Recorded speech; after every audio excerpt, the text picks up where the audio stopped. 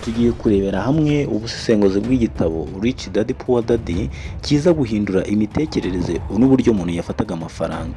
Mu buzima bwa buri munsi abantu benshi babyuka kare bajya gukora bakagaruka bananiwe nijoro, ariko imyaka igashira nta mpinduka nini zibaye mu buzima bwabo.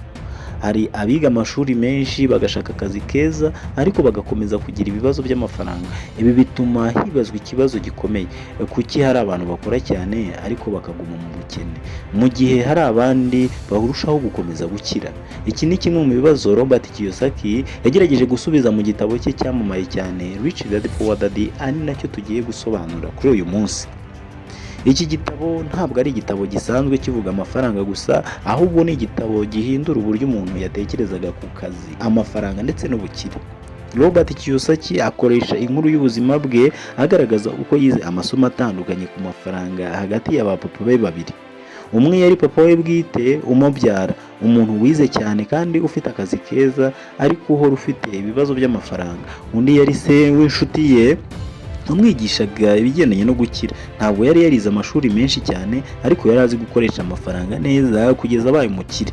Aba bagabo bombi bahaye amasomo atandukanye Robert Kiyosaki, ari nayo yagerageje kudusangiza muri iki gitabo. Rich Dad Poor Dad ni igitabo kirimo inkuru ebyiri. Hari Poor Dad, ari nawe papa we bwite yahoraga abwira Kiyosaki ko umuntu agomba kwiga cyane kugira ngo azabone akazi keza kandi gafite umushahara mwiza. Yizeraga ko amashuri ariyo nzira nyamukuru yo kugera ku buzima bwiza. Ibi ni nabyo abantu benshi bemera no muri iki gihe, ariko Rich Dad we yigishaga ibintu bitandukanye n'ibyo Poor Dad yigishaga. We yavugaga ko amashuri ari ingenzi ariko ko bidahagije kugira ngo umuntu abe umukire. Yigishaga Robert uko amafaranga akora n'uko umuntu yakubaka umutungo utamutegeka ahubwo umukorera.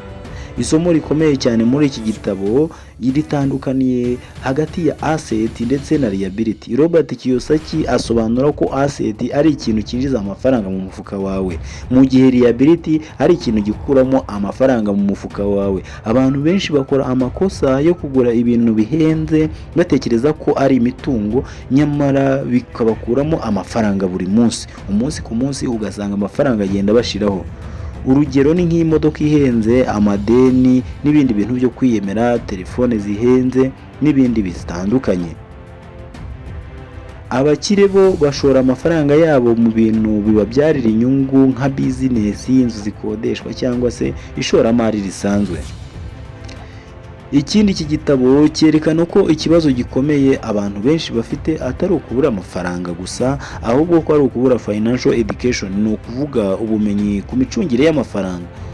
Mu mashuri menshi abantu biga siyanse, amateka cyangwa se imibare ndetse n'andi masomo atandukanye, ariko ntibigishwa uburyo bwo kubaka wealth cyangwa se ubukire mu bigendanye no gushora imari cyangwa gukoresha amafaranga neza.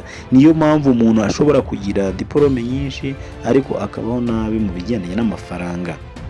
Robert Kiyosaki anagaragaza uburyo ubwoba n'umururumba bigira uruhare runini mu buzima bw'abantu. Ubwoba bwo kubura amafaranga butuma abantu benshi bafata akazi badakunda cyangwa se bakirinda gufata risike zituma bashora amafaranga mu buzima bwabo. Umururumba nawo ugatuma amafaranga yose bayakoresha mu bintu byo kwiyemera aho kuyashora mu bintu bibabyarira inyungu. Abakire bo biga kugenzura amarangamutima yabo maze bakiyemeza gufata ibyemezo bifite intego z'igihe kirekire. Ikindi gitangaje muri iki gitabo ni uburyo Robert Kiyosaki agaragaza ko gukora cyane gusa bidahagije kugira ngo umuntu abe umukire. Abantu benshi bakorera amafaranga ariko abakire bo bubaka sisiteme zituma amafaranga yabo abakorera.